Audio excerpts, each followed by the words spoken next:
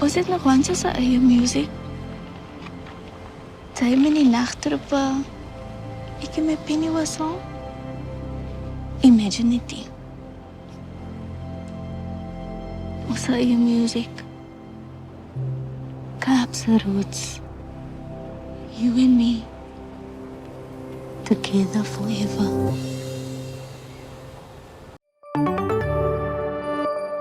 Salam, Muneera, how are you doing?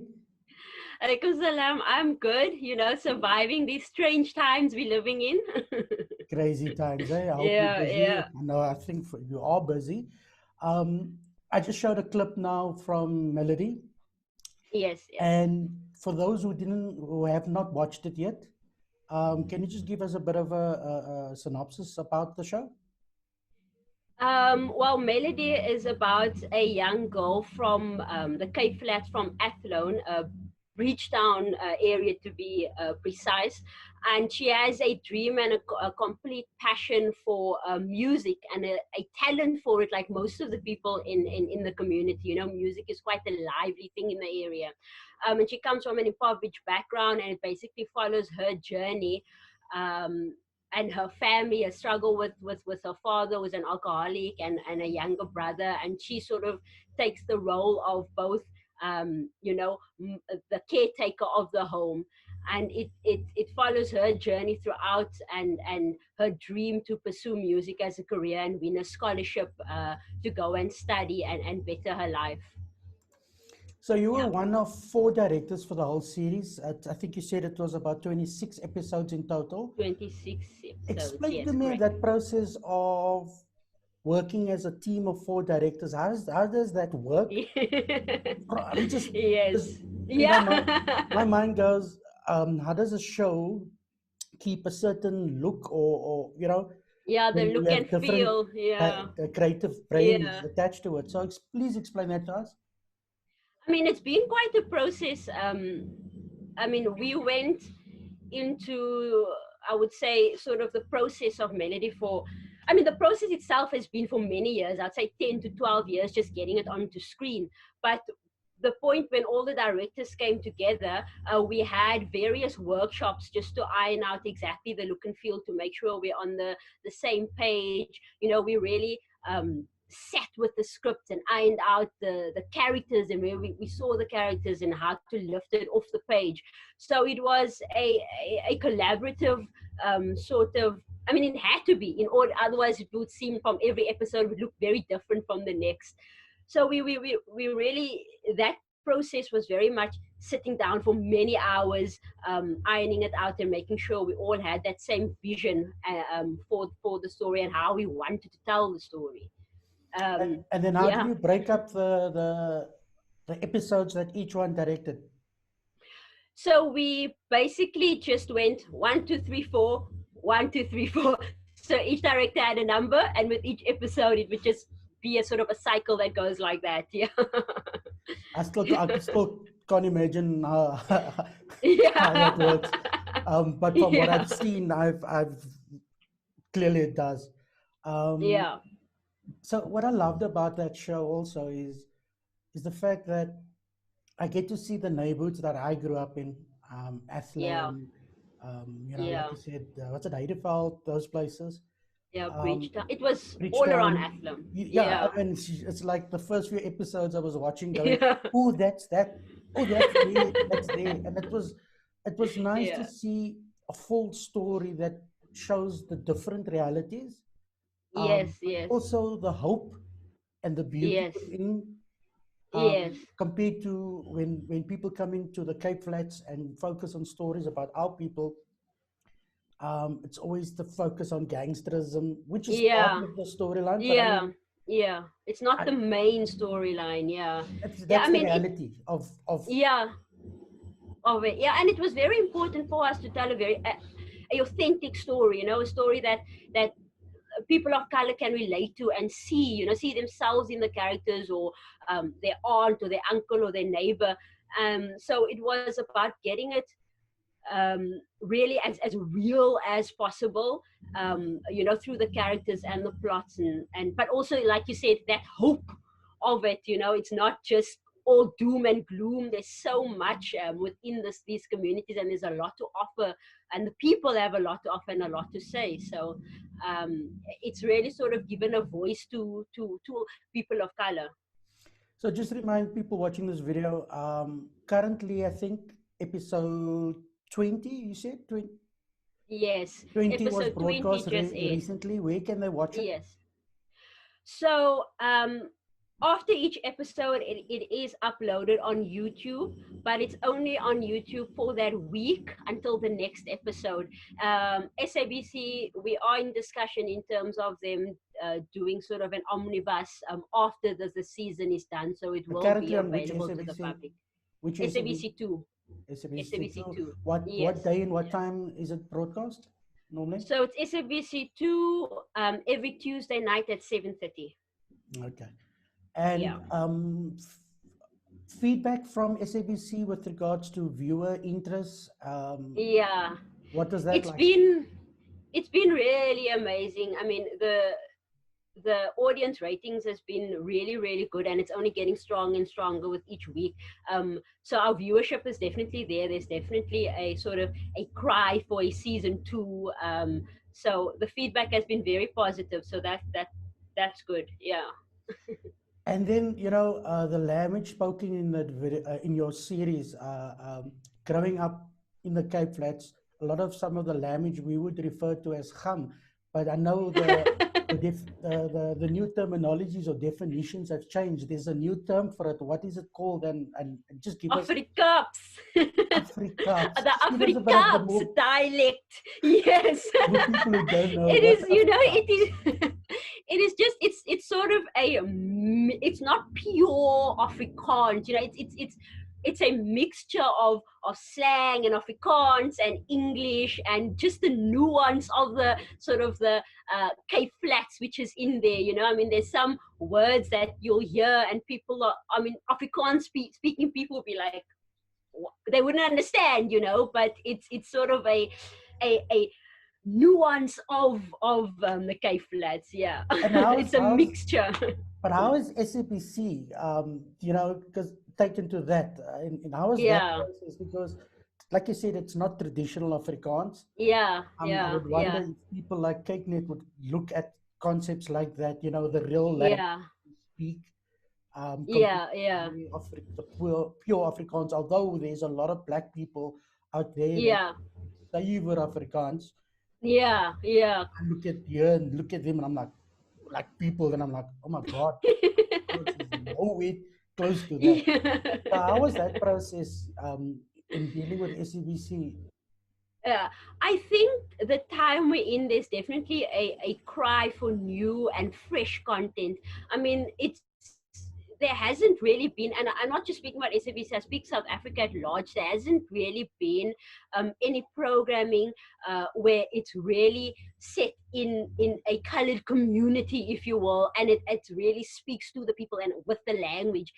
So there's been sort of, I would say, a change and a shift in the industry where a lot of these types of stories are being called for and wanted. So I hope more of these stories are told. I mean, Melody aired and started the same time as Riviera, which was also, you know, a story which follows. Yes. So I hope that it's only the sort of the stepping stone to many more of you know, such shows in all genres and across different platforms. So I know you, Muneera, since 25 years ago. I met you. I was a good friend of your late mother and of your father. Your mother was a mentor to me, and also got me going in this industry when she was the head of, well, I got accepted into CVET, the Community Video Educational Trust, before she became the director or the head, whatever. And you know, and through that we worked on a lot of projects together. So I know that you grew up in a house with very creative people. Your father's an amazing artist. I still can't forget that artwork he did with the shoe and the Kaapse Klok, Oh yeah, Malay, yeah, crazy. And then yeah. also your father became a very what's it like respected camera operator, studio Yes, camera yes. operator. So I guess growing up in that environment, and also what, if I remember correctly, you were part of a documentary subject of a Yes, documentary that your mother made, and you yes, through the eyes of my daughter. started as a lead actress in her first movie. So just Yes. tell us about that process. I mean, that experience of growing up in a house like that in the buka. Oh, in the Moon Cup, yeah. Um, oh, yeah. I'm very fortunate, really, really. Like people would give so much to just be around the arts, or be on set, or be anywhere near to it. And I just grew up in a household where that was just the norm. Our house was always filled with people, whether it's people was acting in a new project, or conceptualizing a project, or students were in and out of the house, learning, wanting to know. And that whole process is, I never really realized until, very late in my life. I would say even up until this stage now, how much that has impacted me. I mean, and it's stealing with the eye and the ear, and you don't even know, it just, you absorb it, and it becomes a part of you.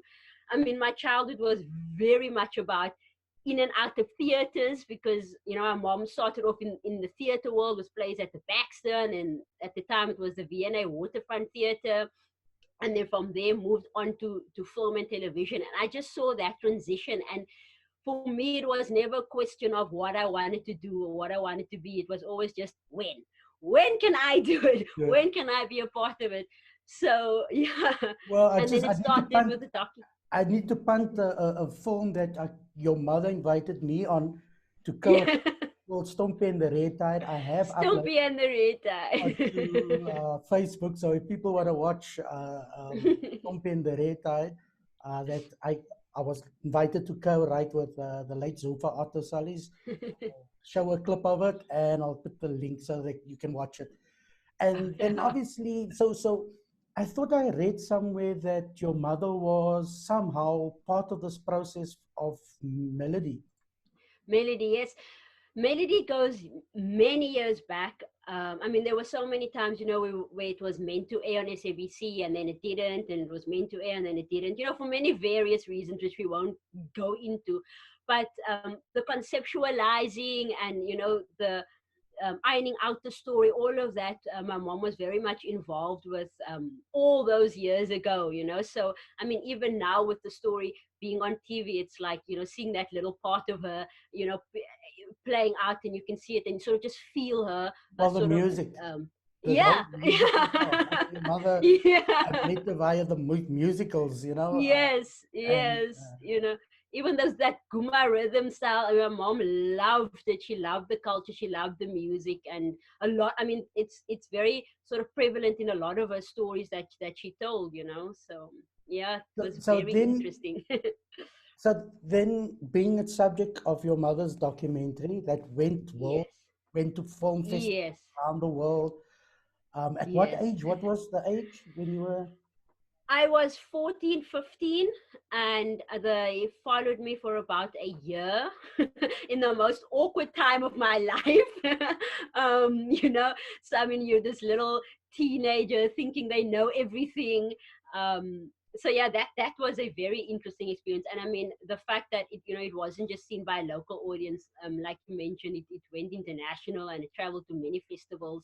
And I always remember walking in the streets, or going to Pick and Pay, and everyone it's like for some reason everyone just happened to watch that Oh, documentary. Bukap So is a it was, small community in the yeah, it in, is. It is. So it was always like, oh, you're that girl from so and so. So yeah, I mean, right now it's when it's still hard for me to watch it, because it's seeing myself like that, and also because of what that experience meant. I mean, my mom and I worked very closely through it, so it's a very nostalgic sort of feeling that overcomes me when I see it. and the movie, the feature movie, done. What's it? Yeah, don't touch, That don't touch. Yes, that was shot out in 2004. I was in grade 11. We shot that over sort of that December period, and that Was that a self-funded movie? yes, it was self-funded. My mom raised the funds herself, and when we were ready to go, we shot it. And I mean, it had quite a lot of I would say names in the industry that acted in it, You as can drop well some as of them. Denise Newman was in there, Nolatando Major, Precious Kofi, oh, I can't even remember. Royston Stoffels was in there. So there was quite a few. So it was, and for me as a young, a 16-year-old, I was like, wow, I get to, share the screen with these people. I look up to them. So it was quite an experience, and also just working with my mom in that performer director environment. It was really something, because we sort of trained ourselves to leave the mother-daughter relationship at home the minute we step on set, because we needed to be so, or as the But performer, you have wasn't to she be still quite calling the shots vulnerable. on set? Yeah. Always. Then from there, obviously, you went to study. So you're Yes. studying, and then the journey to where you are now directing project. Yes. Yes. So I went and I studied in after, and I completed my last year in 2009. But even during that period, I was shooting independent films, just writing and shooting and funding it ourselves, and just, creating sort of a network among ourselves. Um, and then from there, I worked in for different companies within the industry. I was very fortunate enough to only sort of be steered and find opportunities within the industry, whether it was in advertising or film companies or small projects. So I would move from production manager and then first AD, and but my goal was always, I want to direct one day. I want to be able to direct. So with the short films and then the commercials, and then moving on from there to sort of, I would say bigger things. So I'm very blessed and very, very fortunate in that way. Yeah. Like your mother, you've also been involved with training. So, Yes. sharing your knowledge. What was the training projects that you were involved in? Yes, I mean, my other brother and I, Junaid, is also sort of in sports. He's the one who's not really into the arts, even though he's a poet himself. We have an NPO called FHS Academy, which started off just sports, and then it also moved over to sort of the arts, which was always the vision. So through that, we also do different film workshops within the communities, and we would invite anyone, whether you're young or old, anyone who has an interest for it, and we would do little workshops, performance workshops, and directing workshops, whatever sparks the interest. And for me, it's always about outcome based. I mean, you can sit and only learn so much from a book, but once you're actually doing Or it and webinars now? experiencing it, yes, webinars, yeah. I mean, these things are so, they're so good, and it's very important, but the only way to really By discover doing. yourself is by doing. Yeah. I must mention this to you, to the viewers, that you were also a rugby play. What's it? Sevens touch rugby. What is sevens rugby? Touch rugby. Touch Yeah. rugby. But, Six but, down touch. but I must share this quickly. Your families, your mother's side is very involved in rugby, Rangers Rugby Club. Yes. I Yes. played for Rangers. I saw your uncles. They were in the first team, second team. Your Jeez. grandfather standing on the field. And then I can never forget your mother also standing on the side of the field. And I'm not so so I won't forget when your mother and I kind of formally met. I was like, but I know you from somewhere. And she's like, yeah, Yeah. I know you from the Rangers. So, From the sports field. sports. So you also played what, rugby? So tell us a little bit that Yes. not only just Yeah. party. Yeah, I mean, like you said, sports has always been a big thing in our family, not just the arts. I mean, my mom was a big rugby fan. So, I mean, my childhood, I always ended up playing with the boys. I was a bit of a tomboy, if you will. So wherever you see all the boys running, you'll see me running there. And I always wanted to play rugby, but at the time, rugby wasn't really a thing for women, until full contact. yeah, full contact, and then 6 down touch rugby was introduced to South Africa. And my uncle Muneera Otto was very much involved in the rugby clubs. We begged him to start a girls 6 down team, and he did. And I went on to captain the team, and we grew. We went from strength to strength, and eventually went on to play for province, and eventually started coaching for Western Province, working with the youth, so that's always been a thing. I hope you're busy writing a nice what's it, rugby movie with, right. With women. It's in the cards. It's in the cards. Then you mentioned earlier you've got 2 brothers. Your one brother's partnered with you with your rugby with side the of academy. Yes. And then you have Hassan, who is the Hassan, yes, animator. Hassan Salis.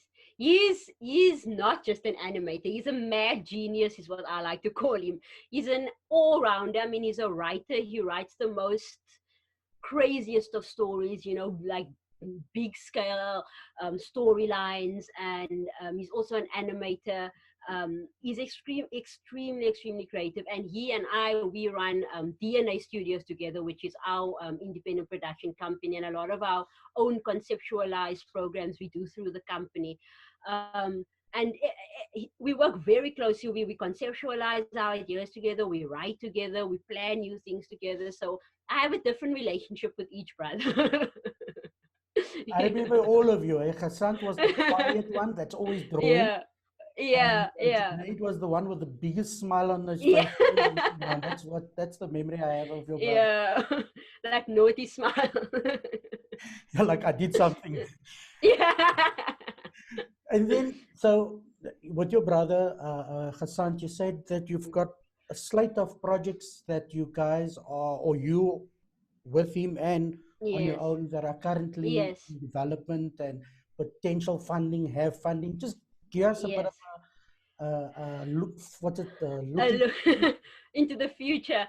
Well, we're currently in development of a short film, which I wrote, called Between Spaces.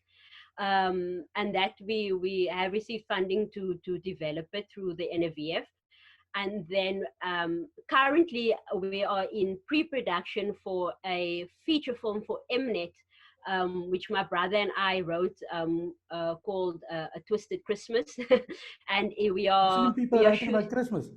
A Twisted Christmas, yeah. It's for Mnet for the holiday season. So but it's very much shot in Boekop, and it shows 2 different sort of fields, and cultures which come together. Cool. So it's a complete different story to the usual Christmas line story. Yeah. And then I have another feature film in the pipeline for next year, which I didn't write, but I came on board as a director, and that is with the Ergo company, with a few Dumi Gumbi, who's the producer, and Kati Vainek and Carol Shaw, who also wrote it. So that's also very much an exciting project, which I can't wait to dive into.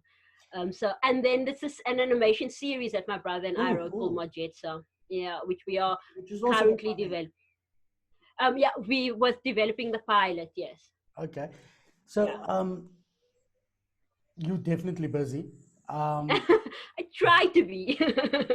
Has the whole COVID lockdown scenario obviously it had an impact on all our lives, and our lives will never be the same. How did it impact you when it initially started, and what have you noticed is the changes in now with your projects that you are doing? How has the world changed with regards to that to you? Yeah, I mean, it definitely had a big impact on every single industry, and with the film industry in particular, I'd say the arts, you know, I mean, we very much experienced a big sort of knock, and a lot of projects which were ready to go had to either be put on pause or you know, stopped until further notice. I mean, even with our projects, we were meant to start in June already, and we couldn't, you know. So it's very much, for a long period, for a long couple of weeks and months, there was nothing. It was just silent. We had to wait, we had to feel things out. And now that we've shifted gears into level 2, I think the industry is slowly starting to come alive again, and, you know, feel things with the new regulations and just see how it's going to work, you know. And I mean, with film festivals and everything shifting online, it's a major change for the industry. I mean, everyone is just sort of preparing and getting ready to create projects that are available online. I'm waiting for tomorrow's encounters to start. Yes, yes, you know, and it's bittersweet. I mean, at the same time, it's very much accessible to a lot more people being online, but it really takes away from that experience of really being there, you know, sitting and watching it on the big screen and being around all these like-minded, you know, artists and storytellers. So definitely miss that feeling and that vibe, and I hope we move towards that again soon.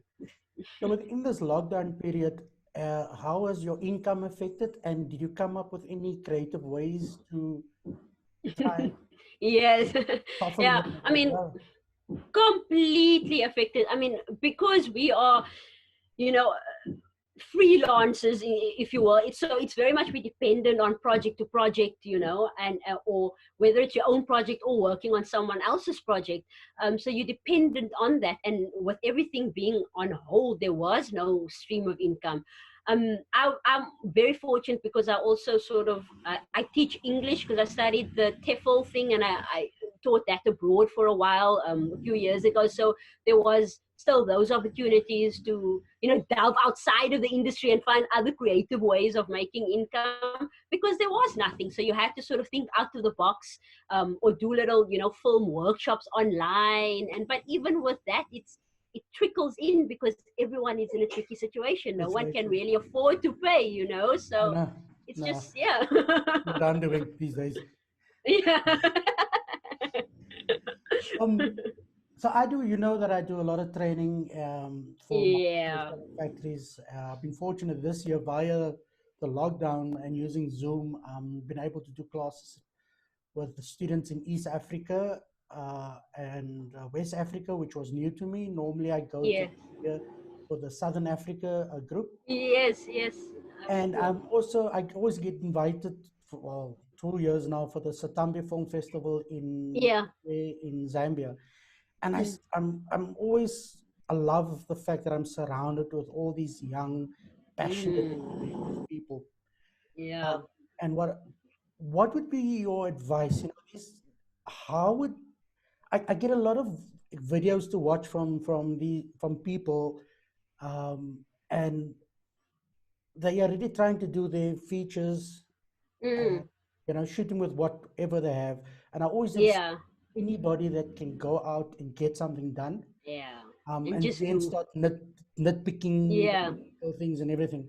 But what advice would you give to up and coming filmmakers that has nothing? You know, and that's the thing. This is not the kid that maybe has the parents that can buy him. You know, who have nothing but has the passion to want to create. Where should they start? What should they do? Yeah, you know, the thing is, as a people, we tend to have this block because we think I can't tell a story, I can't create a story if I don't have X, Y, and Z. You know, if I don't have a fancy camera, or if I don't have access to money, how can I do it? Which is not the case.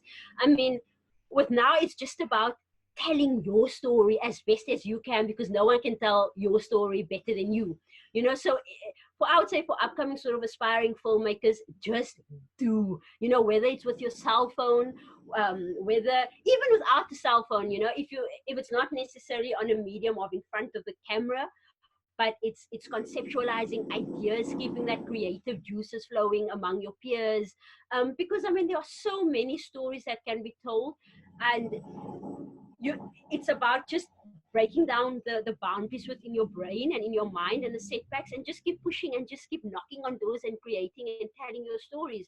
I mean, now we don't need the fancy expensive cameras anymore. You can just tell a story with your phone, and trial and error.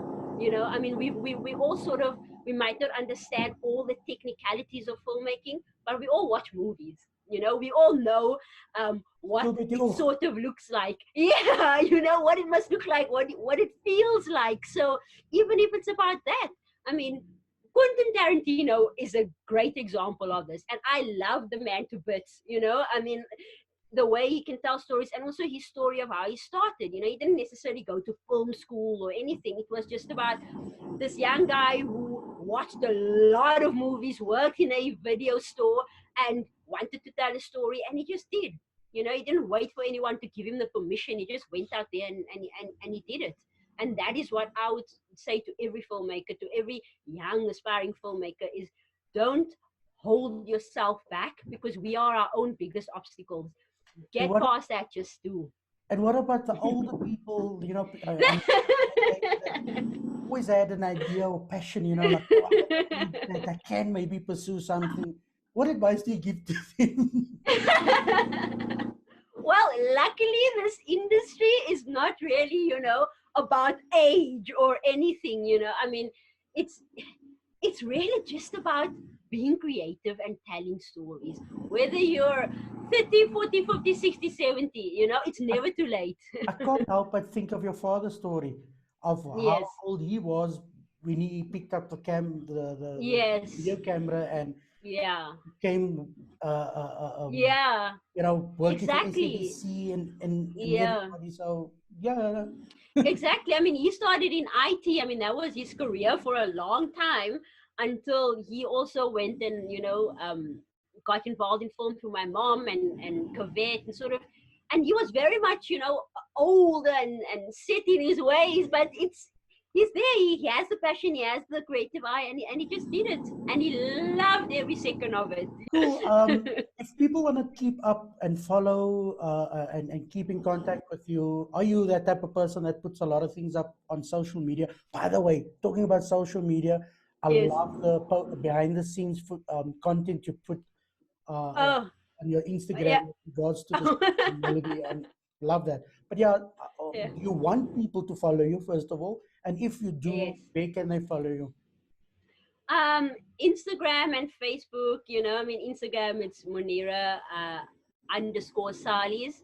I wouldn't say I'm extremely active every day posting something, but I like to when I'm busy on something and it's exciting, involve whoever wants to be involved. And a lot of people do, DM me or message me and stuff, and ask questions, and I'm very much open to it, because I think with knowledge, the best thing you can do, as even if it's a little bit, I have so much to learn still, but the little bit that I was lucky enough to sort of gain, I'm very open to passing it on and just creating opportunities. I believe with everything inside of me that we need to create opportunities for each other, and stepping stones for each other. This industry is not something that is kept to one person. It will never survive. It's a team. And we need to. It's the most cliche of sayings. Yes. But I mean, it is. Without everybody, including craft and set security. Exactly.